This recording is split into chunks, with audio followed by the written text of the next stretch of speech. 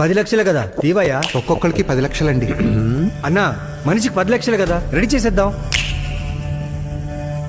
ఇట్రా దగ్గర డబ్బు విలువ తెలియని వాడంటే అస్సలు నాకు నచ్చదు.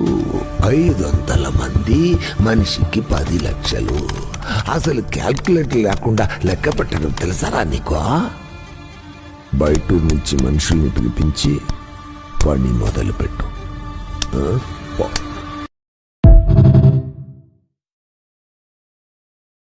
పోరాటం మనిషి చేస్తాడు, కానీ రాజకీయం డబ్బు చేస్తుంది.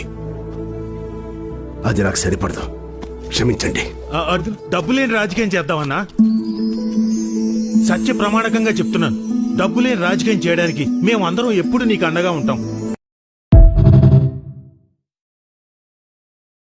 నేను మినిస్టర్ని, నా మీద చేసేసుకుంటావా?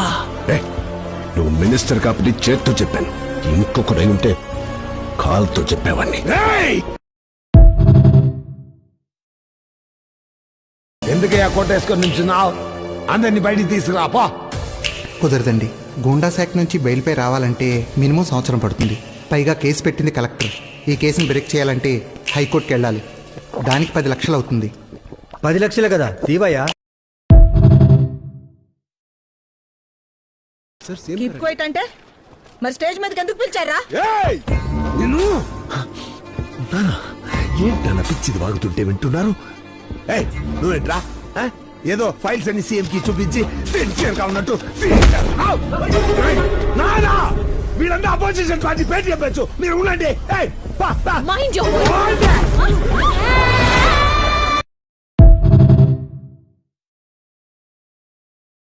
మీ ఒక్కరికి మంచి పేరు రావడం కోసం 24 మంది మంత్రులు, ఈ 115 మంది ఎమ్మెల్యేలు, లక్షల మంది పార్టీ సభ్యులు అంతా వీధిన పడాలా? నాకు పార్టీ కంటే నమ్మి ఓటేసిన జనమే ముఖ్యం.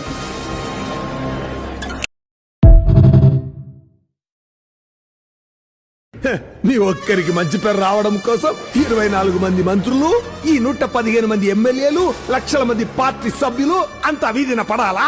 నాకు పార్టీ కంటే నమ్మి ఓటేసిన జనమే ముఖ్యం.